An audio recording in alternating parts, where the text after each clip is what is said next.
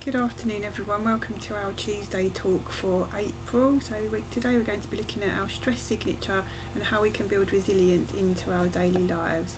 So lovely to have you with us this afternoon, thank you for joining. Just a couple of people just still joining, so I'm just going to hold on a minute before we actually start the content. Hopefully you can all hear and see the slides okay. If you don't mind giving me a thumbs up if you can see them, or obviously unmute yourself and let me know if there's any problems. That's perfect, thank you. Okay, so let's make a start. So as I said, your stress signature and building resilience into our everyday lives. Naomi, you've got your hand up.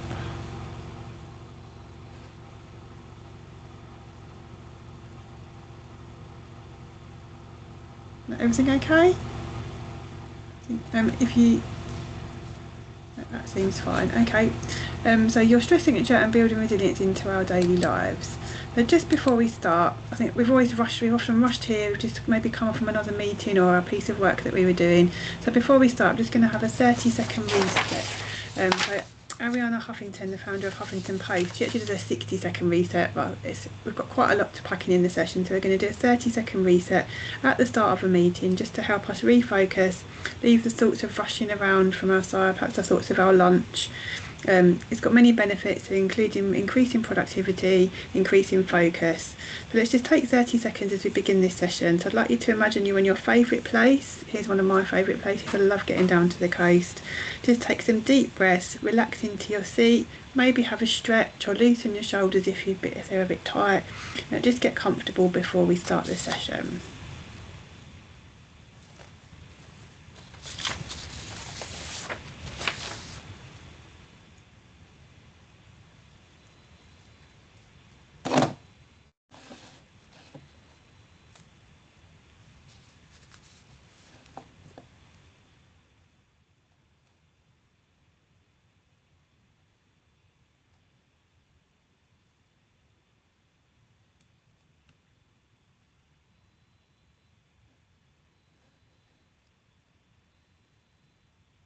Okay, hopefully everyone's feeling nice and comfortable and ready to listen. So just a few housekeeping and ground rules. I'm working from home today, so there won't be a fire alarm, but if you're in your workplace and your fire bell goes off, just please don't worry about the call, just listen to follow your evacuation procedures. If you can stay on mute while I'm talking, there will be opportunity to ask questions. Alternatively, just pop those in the chat. That would be fantastic. While I'm delivering the slides, Maddie, if you don't mind letting anyone else in that comes into the waiting room for me, so I can just continue with the content. I think Justine's just been held up. That would be fantastic. Yes, no problem at all. Thank you very much. Okay, so not expecting any fire bell or anything. Do engage with it. I use the chat function to ask questions, and there'll be opportunity for you to engage with a couple of activities as we go along. Take notes. And obviously we're all adults here. If you need to step away, take a call, get a drink, use the facilities, just do that. That's absolutely fine. So what we're going to look at this lunchtime is what we mean by well-being, resilience and stress. Apologies if I'm looking away from you all. I've got two screens here, so I'm looking at the other screen. The impacts of stress on our health, how we can recognise stress in ourselves and in others, how stress impacts us physically. There's often ways our bodies are letting us know that we're stressed. Some top tips we can have on managing stress, building resilience, and those healthy coping mechanisms and how we can put those into our day-to-day routines. And we'll touch on what local services there are to help. Hopefully we're going to be joined by Mark at the end from Medway Talking Therapies, and he's going to give us a little bit of information about what they do. But he can't be here till 1, so he should get here just at the right time. So before we get on to stress, I'm just going to have a little think about what well-being and mental health is. Oh, hang on, I think I've skipped a slide, apologies. Just before I move on to that, just a little bit of an icebreaker to get the session started. I want you to have a think about the activities you do that make you happy and that you do to look after yourself, and just add these to the chat. So perhaps you go swimming, perhaps you go to the gym, perhaps you walk the dog. Just pop those in the chat for me, and we'll come back to those a little bit later on. Just give you a moment to do that. Oh, cold water immersion. Don't get that one come up very often. Open water swimming, walking, gardening, fantastic. Netball, walking, running, excellent. Group gym classes, yeah, fantastic. Lots of very active bunch today. Nature walks, like it. Reading, walking, gym. Oh, you're all very active people. Scrapbooking. Oh, I'll be someone that did arts and crafts. Yeah, arts and crafts, that's really good. I'll have an allotment. I always like the idea of an allotment, but I don't think I've really got time. Life drawing, something creative, excellent. Oh, diamond art. I've not heard of that one before. It sounds interesting. Perhaps you can elaborate in the chat for me what that involves. It'd be nice to know. Okay, so just while you're adding the rest of your activities you do to look after yourself, I will move on to the next slide so we can get everything done in this webinar. So before we move on to looking at stress and how it manifests in us and how we can manage it, I'm just going to touch on what mental health and mental well-being are. So mental health is not an absence of mental distress or illness. We've all got mental health just as we've got physical health. So we're all sat here today. Some of us will be feeling better than others. Some of us might have cold. Some of us got hay fever.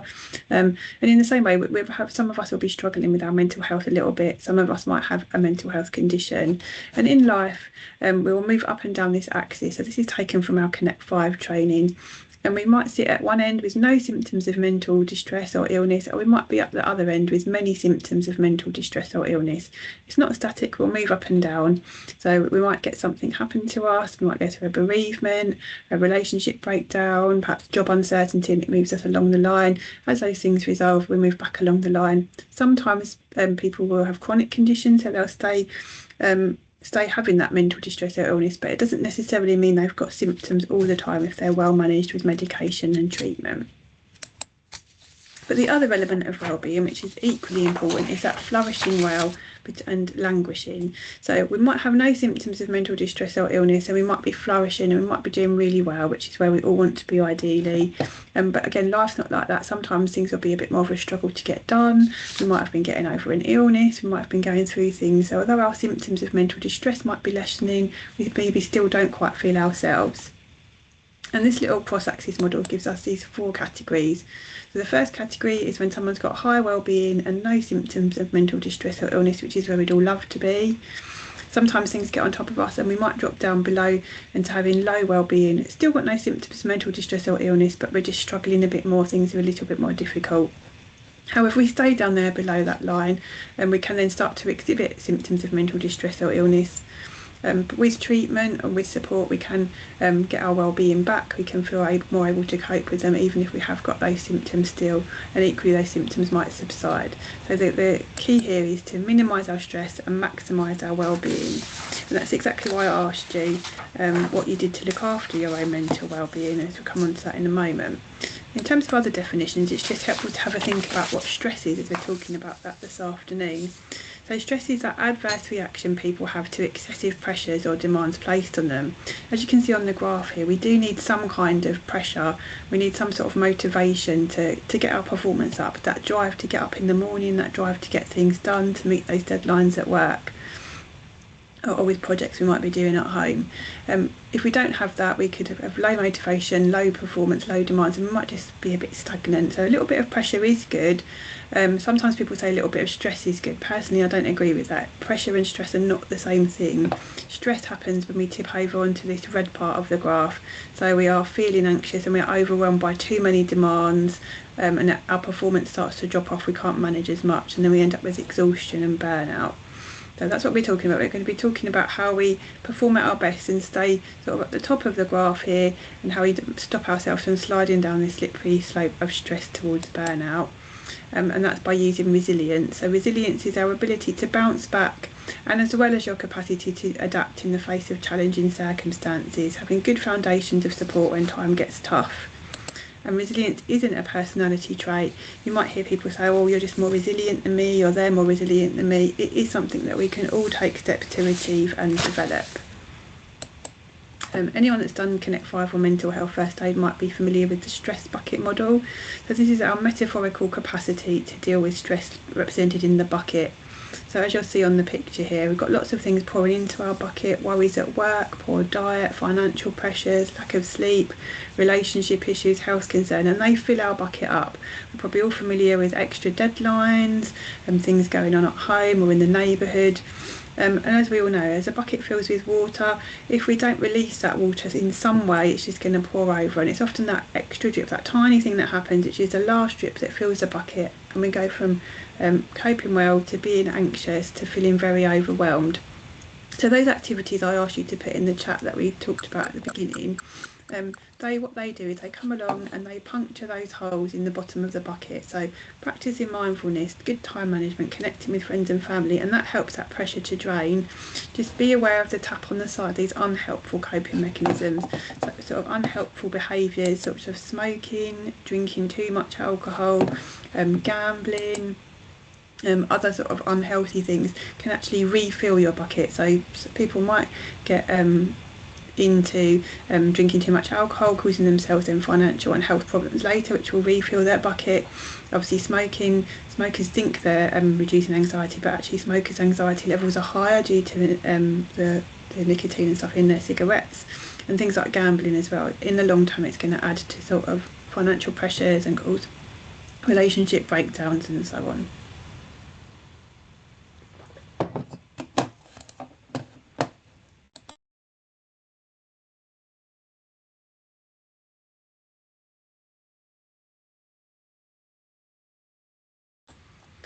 So just going to have a think about what might cause stress in the workplace. Anyone want to pop in the chat what they might think be a cause of stress at work?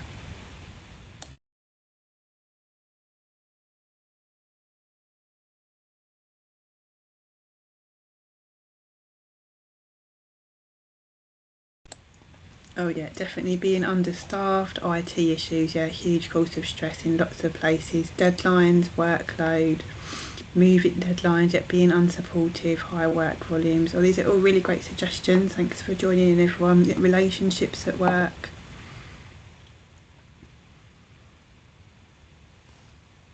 Just wait while a couple more people finish typing their messages.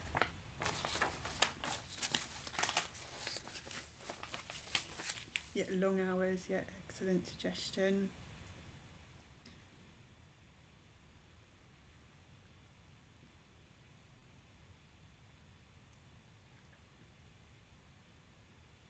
Work-life balance or lack of work-life balance for definite.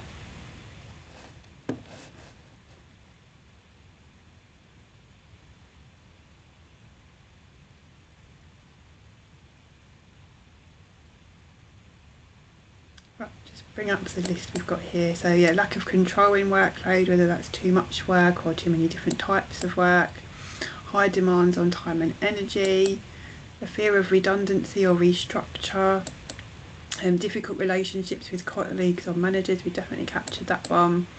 Difficult relationships with students or families for those people who are working in schools or working in the public sector, or even perhaps family stress that's causing issues with your work because you're worried about things going on at home.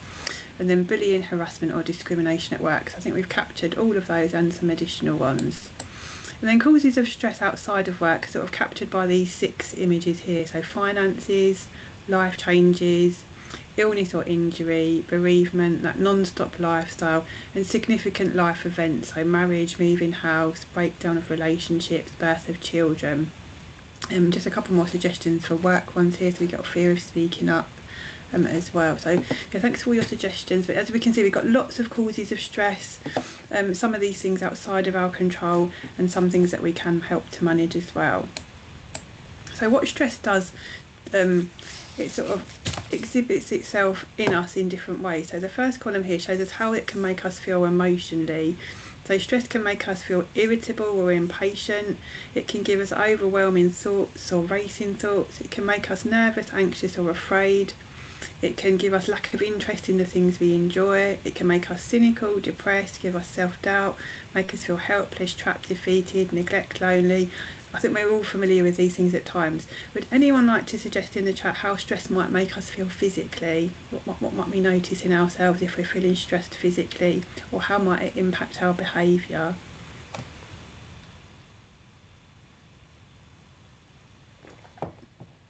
Oh, great to see you all typing away. Yeah, feeling fatigued, definitely. Yeah, feeling rage, that anger. Yeah, irritable. Yeah, definitely affecting our breathing. So shallow breathing, low patience. Yeah, irritability again. Yeah, giving us headaches. Yeah, tension. Lots of people get tension in their necks, causing headaches or affects their vision. Yeah, rising heartbeat. Yeah, fast heartbeat for definite.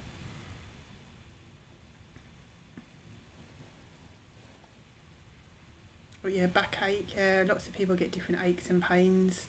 Um, Caused by stress, whether you're holding tension in your body or maybe haven't slept very well, so you're not recovered properly. You might feel shaky. Excellent. Yeah, you might behave differently by saying things out of anger and being impulsive. As we can see, yeah, unable to eat. So yeah, stress can affect our appetite. We either find people can't eat at all, or they seek comfort foods when they're stressed, sort of higher sugar things, yeah, overeating. So it has all these different impacts on us when we're feeling stressed and overwhelmed. So it affects us emotionally, physically, and our behaviour. So all really important things to consider. I'm just going to let the last couple of people finish their messages, their suggestions, in case there's anything else that we've no, we're all done. That's good. So just to run through this, I think we've covered most of these. So in terms of physical symptoms, difficulty sleeping and fatigue, I've definitely had that one. Muscle tension and headaches, definitely had that one. Blurred eyesight or sore eyes, that can be a common sign of stress, perhaps linked to the headaches. Grinding your teeth and clenching your jaw. Some people hold the tension in their jaw, so might grind their teeth or have clicking jaws or mouth problems. Shallow breathing and hyperventilating, panic attacks, definitely had that in our list. Chest pains, it can increase our blood pressure, give us indigestion or heartburn, constipation or diarrhea. So lots of not very nice physical symptoms. And stress can make us behave, giving us difficulty in making decisions and concentrating, making us more accident prone, perhaps linked to the fatigue and lack of focus, can make us constantly worrying, make us procrastinate or avoid situations. We can get snappy.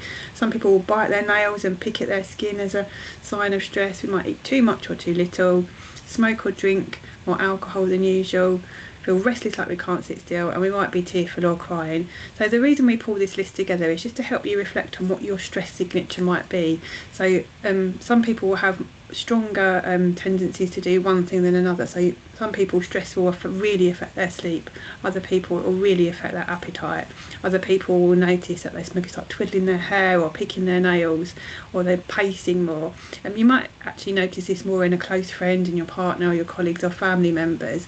But just have a look and think about yourself. Like, when you do feel stressed, what do you notice in your emotions, in your physical symptoms, and in your behaviour? That's your body's way of letting you know that this is getting a bit much for me. You need to slow down. We need to get on top of this. We need to get help. It's our body's way of letting us know we need to deal with it. So they can be really helpful warning signs before things get too late and do lead to burnout. So the impacts of stress on our physical health. So we've talked about how stress exhibits itself in our bodies, but do we have any suggestions of how stress might impact our health physically? What sort of things it might do to us? Again, just if you want to type some suggestions in the chat, if you've got any ideas, that would be great to hear from you.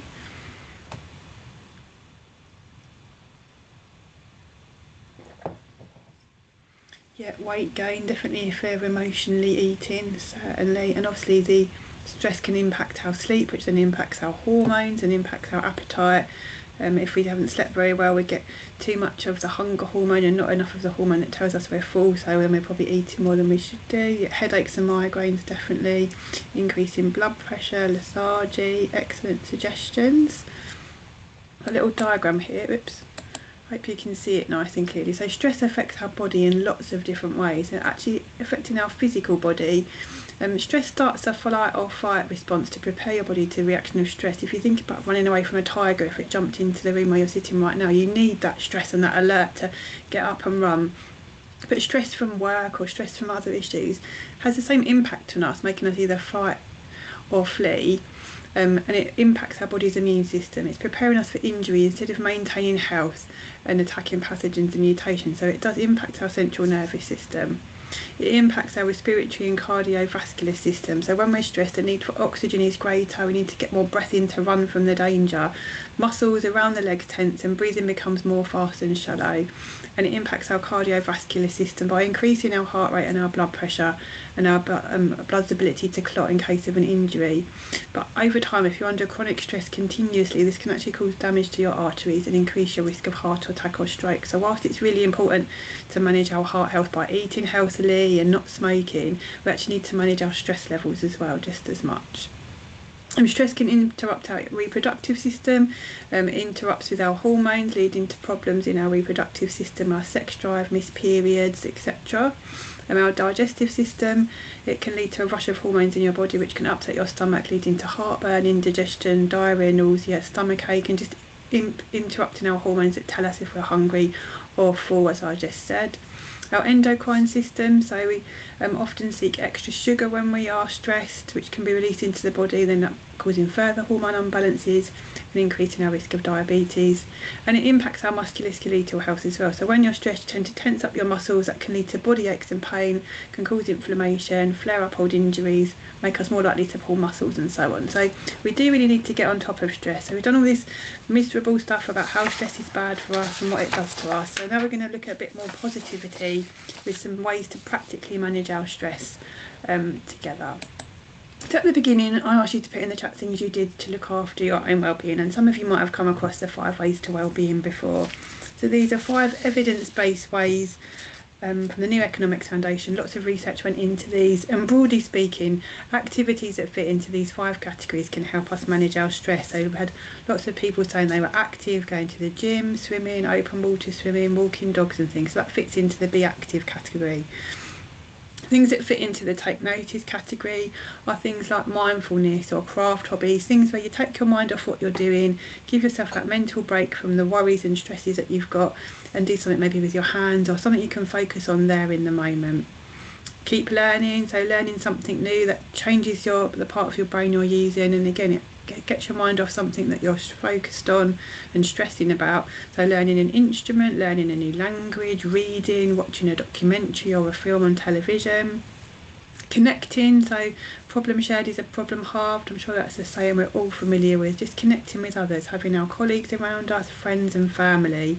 And give doesn't mean giving money, although it can mean fundraising. Some people get a lot out of fundraising and so on, but it doesn't mean giving money. It's just giving our time and attention, putting our phones away, giving our time and attention to others, and being wholly present in those moments. So in addition to those 5 categories, we also find that activities which are achievable, have a sense of physical well-being, personal and social, also help to bring down stress. And in times of uncertainty, we need to accept the things we cannot change and focus on what we can. So we really need to build more of these activities into our weeks as we can, into our weekly calendar. So having things where we're active, we're taking notice, we're learning, connecting and giving, and things that are achievable, something that gives us a sense of purpose and a sense of achievement that's attainable. That physical stuff, which is why physical activity is so important, that personal touch and that social touch where we're connecting with others, it's making us feel good and making others feel good also.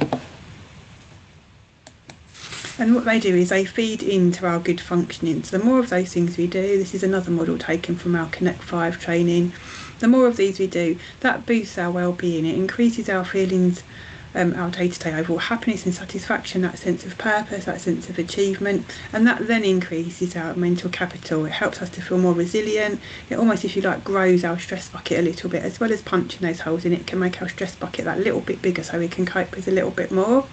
Increases our self-esteem, our emotional intelligence and our cognitive capacity. So the more of those things we do, the better our well-being and our mental capital will be. Of course, the reverse is also true. If we're feeling really down in the dumps or really struggling, we might withdraw from doing these things. We might stop going to Zumba, we might stop meeting up with friends, we might stop reading our book, and actually we can then get into a negative downward spiral. Our well-being starts to diminish and our mental capital and our resilience starts to shrink. I acknowledge it is really difficult when you're struggling to maybe do some of those things, and actually your 5 ways to well-being might just be taking a nice shower, cooking a healthy meal, getting out for a walk. So do keep it simple when you're having a really difficult time.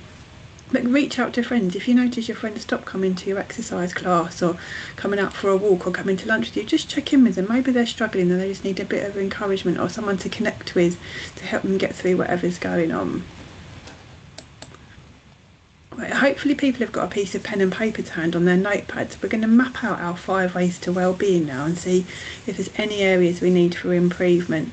If you just sketch out this little diagram on a piece of notepad or on a scrap piece of paper you've got to hand, and then what you're going to do is you're going to rate yourself between 0 and 5 on each of the spokes. just to see how well you're doing at them. So if you're a 5 out of 5 at connected, put that right out at the end. If you're a 3 out of 5 on learn, maybe somewhere in the middle, and you should then end up with a diagram that looks something like this, a little bit like a wonky washing line. So I'll just give you a couple of minutes to fill that in. I'm not going to ask anyone to share their results, it's just for your information, just to help you reflect and think about, are you doing enough of the 5 ways to well-being? Are you leaning too heavily on one over the other? Is there something you can do a bit more of? If you do want to share in the chat what your sort of scores were, or what your washing line looked like, that would be great. If it's nice and round, or is it a bit misshapen? And I'll just give you a couple of minutes to fill that in.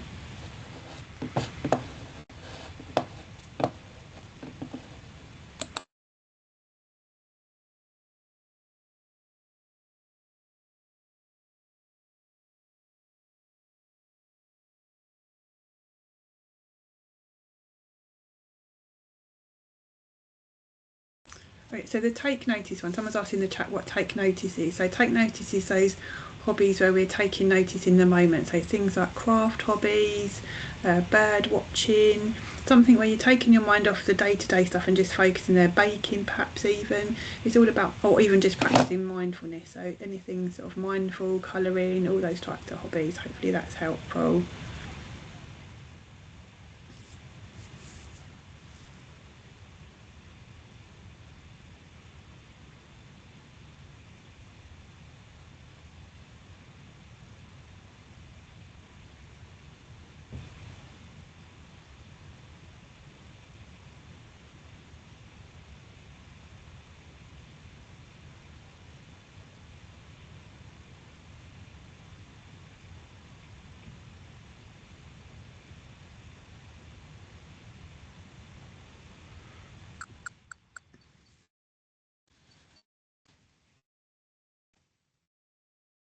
Right, just give you a couple more minutes to finish your diagram. I can see that Mark's joined the chat, so welcome Mark, I will be coming over to you in a minute. Eva, we've got a message here. I think apps, particularly the achievable aspect, is important in addition to the 5 ways to well-being. You can get overwhelmed making plans for the well-being, and it has the opposite effect, the intention behind it. That's so true. So yeah, we do need to think about what's achievable, not to overload ourselves. We must go to the gym, we must bake this cake for charity, we must do this, we must do that, and just making small things, having those small things in place can help. So yeah, making something achievable, and also that connection with others. Does anyone need a bit more time to finish their sketch on their notepad, their little washing machine and washing machine? That's because my washing machine's going off downstairs. Anyone needs some more time to do their washing line diagram? Pop your hand, give me a thumbs up, or pop your hand up, and I'll hold on for a minute. Otherwise, we'll move on. Anyone identified an area they need to improve on? The reason I say that is just, when we do this training, we use this model in our Connect 5 training as well sometimes. Oh, thank you. So someone says they need to be a bit more active. And lots of people will put all their efforts into an area which they enjoy, which is completely understandable. But if you are a very active person and then you injure yourself, you need a backup plan, something else that will look after your well-being in the meantime. Or if you are very good at connecting and you're very sociable, but then for some reason let's say you have the friends you connect with are on holiday, or your family move away, what are you going to do instead to look after your well-being? So it's about having a nice balance, at least across sort of 3 or 4 of the areas. You don't necessarily have to do all 5 if you don't want to, but the more we do of each of them, the better that is for us, and it just keeps a nice balance in place. Right, just some practical strategies to manage stress. So if we've got problems with our workload, here's some suggested things we can do, and I acknowledge they're not always easy to do. Do ask your manager for help. Make use of any supervision time, any one-to-ones you have to raise issues with your line manager when you can. Try to balance your time. Reward yourself for those achievements. So if you've got a to-do list and you tick those things off, that's a nice sense of achievement. Think of ways you can reward yourself for your achievements when you've completed a project. Be realistic and be kind to yourself. If you've got a difficult work-life balance, make sure you're taking your breaks, or have regular short breaks, even 5 minutes away from the computer screen, making a cup of tea, or if you are getting up from the desk, perhaps build some steps in, go to the kitchen in the workplace, it's a bit further away from your desk. Make time to eat. there's often a tendency when we're really busy and stressed, oh, I'm not going to have lunch, I'm just going to work through and get stuff done. We're actually 70% more productive in the afternoon if we do take a break and have something healthy to eat. And make most of your time off. Use your weekends or your days off to rest and do things you enjoy. Obviously, we've all got home life to manage as well, but use your annual leave, use that time off we've got a bank holiday coming up next week. Make the best of that if you don't have to work on it. Focus on your life outside of work and develop those end of day habits. If you do work from home a lot, have a ritual where you pack up and separate your home and work life. Perhaps go out for a walk or do something for yourself at the end of the work day. And if you are working in a workplace, use the journey home to do something for yourself. Perhaps listen to some music on your drive home or read a book on the train on the way home. There's lots of little extra bits we can build in just to give ourselves that work-life balance back. I used to love commuting on the train and paying all my bills online and things when I was on the journey, making use of that time. Wellness action plans. I don't know if anyone's come across these before. Mind are really big advocates of those, and we can send you out an electronic version of this card. This was developed by our colleague Catherine. She's put their wellness action plan into this beautiful design. So there's questions on the back of it are: what might others notice when you're struggling? How can they help you? What can you do to help yourself, and who can you call on if you need help? So when you're in a good place, just have a think about when you are struggling, what do you need? So what might others notice about you? Going back to the stress signature, will they notice you're pacing? Will they notice you're tearful?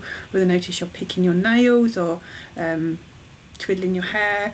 Will they notice you're withdrawing from other people? So just make a note down of how, when you're stressed and you might be struggling, what others might see in you. You can even ask a friend, what do you notice in me if I'm struggling, or your partner? And then how can they help you?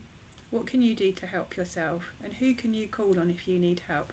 So the idea is to fill that out and just keep that with you, keep it in your bag, perhaps show it to your manager at work, or if you're a manager at work, get your team to fill it in. It's just a much more helpful way to learn a bit more about yourself and each other, and to seek that help when you need it, because when you get into that place of struggling, it's often hard to identify what help you do need. So if you can have a think about it when you are feeling well, then you can have that to one side and share that with a colleague or a friend, so that they can then step in and say, oh, but you said this happened when you're struggling and you seem to be struggling, what can I do to help?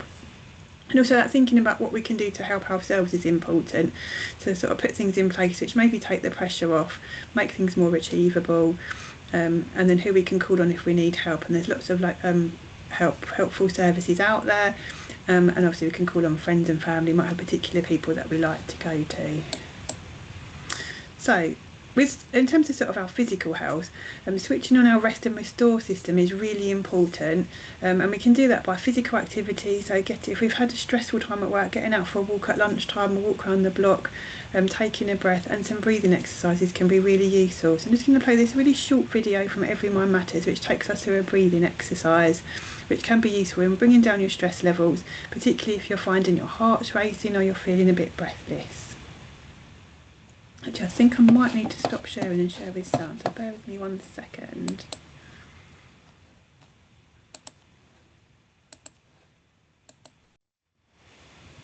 Right, hopefully you're able to hear it now.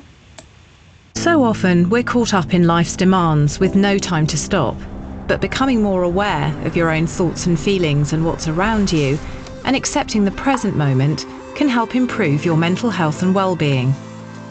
Doing this affects both the mental and the physical you. Some people call this being more mindful. Focusing on the present means paying attention to your thoughts and feelings right here, right now. Breathing exercises are a great way to focus on the present and be more mindful. Doing this can also help when you're feeling stressed or anxious. This short video will take you through how to do a mindful breathing exercise. Firstly, settle into a natural, comfortable position.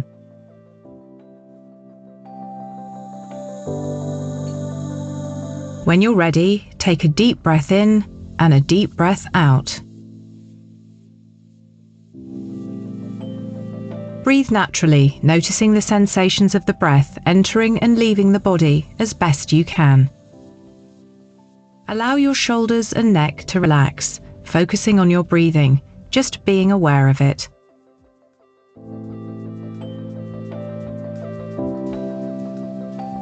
Focus on how your body feels. What sensations do you notice? Do you feel your feet on the floor, or the feeling of your clothes on your skin?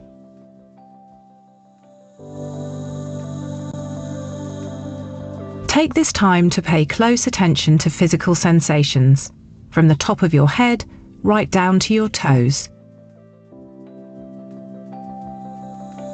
Notice what you're thinking about right now and how you're feeling. Just take the time to notice your thoughts and feelings without judgment and without trying to change them.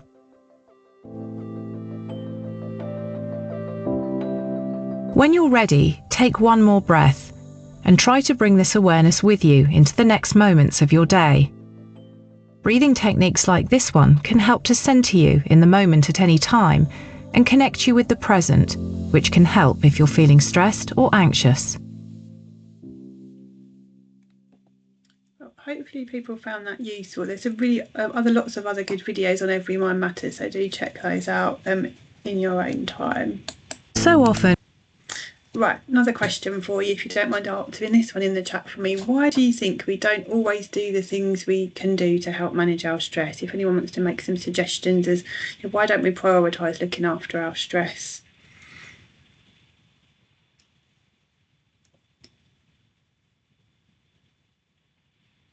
Yeah, definitely putting others first, prioritising other people. We're having no time. It's definitely a big barrier. Let's have a look at the list here. So you're prioritising others' needs, putting other people's tasks ahead of ourselves while feeling that we've let others down, having that pushing through mentality, ignoring how we're truly feeling. In the chat we've got motivation or finding it hard to fit into our schedules. Perceptions and cultural differences. Some people think that putting their self first means putting others last, and having a fear or stigma of how people will perceive you. But that's why this picture of the oxygen mask from the aeroplane's on the screen, because actually the air stewardess said put your own oxygen mask on first before helping others, and that's exactly applies to mental health and managing stress as well. We've got to look after ourselves so that we can look after others properly. And we can't pour from an empty cup. So being putting yourself first and caring for yourself isn't selfish, it's self-care. And actually you'll be a better parent, a better colleague, a better friend, a better partner for looking after yourself and looking after others. Also in the chat we've got it's easier to return to unhealthy coping mechanisms, which is people will have their crutches that they've lent on in the past, and it can be easy to slip back into those, and that's perfectly understandable. And we have to acknowledge that actually we're all human, we all mess up and do go to those unhealthy coping mechanisms from time to time. But that's why it's good to encourage one another to have those healthy coping mechanisms as much as possible. And then we often have feelings that we don't deserve it or that we can't afford it financially or with the time we have. But actually a lot of these things to manage our stress don't cost huge amounts of money. It doesn't cost much to go for a walk. It doesn't cost much to give ourselves a bit of time, run a nice bath, etc. Oops, sorry, I've gone too far. So just as we wrap up, just the last few minutes, so I just encourage you to reflect and notice your stress triggers and what your stress signature is, so that when you do feel a bit stressed, you can be mindful and pay attention to your body and your behaviour and how it's trying to let you know that you're a bit stressed and to manage that. Identify some coping strategies to manage stress and develop our resilience. So take your 5 ways to wellbeing maps that we did and have a think about how you can improve some of those scores or things you could join in with. If you've got a friend that's particularly good at something you're not good at, perhaps you can get some tips from them, or have a bit of accountability in getting out for a walk more often or taking some time to be a bit more mindful. And accept the need to prioritise yourself and your well-being and don't feel guilty about it. And then lastly, have a go at completing your wellness action plan. There's a list of services here, lots of things we can get help from. At this point, I'm going to hand over to Mark from Kent and Medway Talking Therapies, who's very kindly joined the call, and just give him a couple of minutes to explain what Kent and Medway Talking Therapies do, what they offer, and how you can get their help. Mark, over to you. Hey, good afternoon, everybody. Thank you for having me. I'm Mark. I'm the Community Engagement Manager from Kent and Medway Talking Therapies, and we are the main NHS free talking therapy service available to anybody in the county over the age of 17 and a half who's registered with a GP in Kent and Medway. To give you an idea, we received 47,637 referrals last year. So we are large and busy, but we are always trying to promote the service to people. I think the key thing to come away with is I'm fond of asking this question. Can you please put something in the chat? Yes, if you know somebody suffering from either stress, anxiety, or depression. So just while people are doing that, I've asked that question, it must be more than 10,000 times, and I've never had somebody say no, which means we all know somebody who may be suffering from one of those three things. And those three things are all treatable conditions within the NHS. Our biggest issue is that people don't come forward soon enough for therapy and suffer in silence. And then we need to provide them with a lot more input to help them get well again. Important things to realise. We don't do everything. We are focused on the major mental health conditions, which are stress, anxiety, and depression. That includes things like phobias, to a certain extent, body dysmorphic disorder. But we are not here for schizophrenia or bipolar disorder. That's secondary care services. We're a primary care service. We are also making a big relevant to this group at the moment. Oh, I wanted to ask, how many people work in a place that's got an employee assistance program? Raise your hand or say yes or yeah. Okay. Okay, so while you're answering that, lots of you. Good. Employee assistance programs are great and we're not knocking them at all. But what we want people to realise is that they offer a limited amount of counselling. It might be 6 sessions, it might be 8 sessions, it might be a few more than that. What they don't do, which we do, is offer the full range of psychological interventions, which is everything from psychoeducational webinars, online assisted CBT,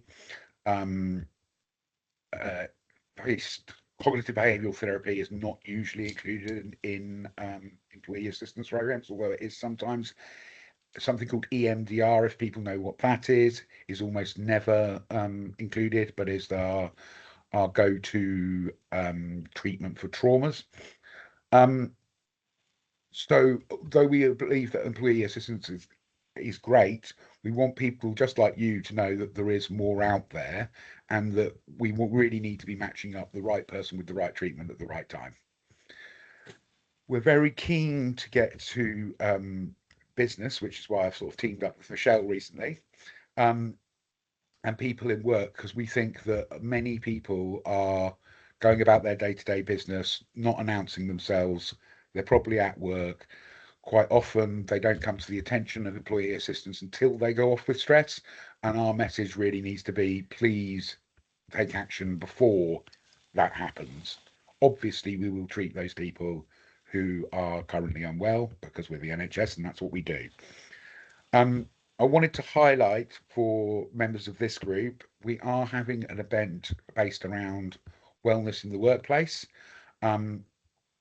which will be our take. I mean, I was quite enjoyed watching Michelle's slides actually, because many of those things are great, but we're obviously the medical side of that. That's going to be on the 30th of June at the Ashford Chamber of Commerce. It's free and it's open to anybody who is, who works in the sector or who manages people, and may be of interest to some of you. On that day, we're going to be going through things that you can do to be more proactive in the workplace and when referrals should be made. We're going to be talking about, for those of you that are employers, we're going to be talking about the employment assistance we provide. We're going to be talking about some of the things around reasonable adjustments, where what is a reasonable adjustment for somebody with stress. And we have a lawyer coming to discuss exactly that, a specialist employment lawyer. We are going to be launching a toolkit of things of best practice for workplaces that many of you may or may not be interested in. Michelle, can I, because obviously I don't have an email list for this group, can I send the flyer to you to be forwarded to this group? Yeah. I think I've got a copy of it, Mark. But yeah, do send it over and we'll distribute it. So yeah, thank you for joining and sharing all the stuff that Kent and Meadow Talking Therapies offer. I think it's really helpful for people to know. Apologies, everyone. We have overrun by a couple of minutes, so I'll just wrap up quickly if that's okay. Justine has put the feedback form in the chat, so please do click on that and give us your feedback before you head off today. It really helps us to shape these sessions. I appreciate there's not time to go through all the resources on the slide here, so what we'll do is we'll send the slides out and you can then also click on the links and find your way to the web pages of stuff that's relevant, and we'll include a copy of that wellness action plan as well. There's some other training available through Public Health, so if you haven't done Connect 5 before, do have a look on our training portal for that. Also, our Better Meadow Champions if your role involves championing health in your workplace or in your community, and making every contact count is great training if you're working in the public sector in how to have those wellbeing conversations with people. Other things you can do, getting more active, there's some links here for getting more active, and there's a link to our training portal. I'll come to any questions in just a moment. And that's sort of the end of the slides. What I'll do is I'm going to stop recording so that people can ask the questions freely without being recorded, so bear with me one moment.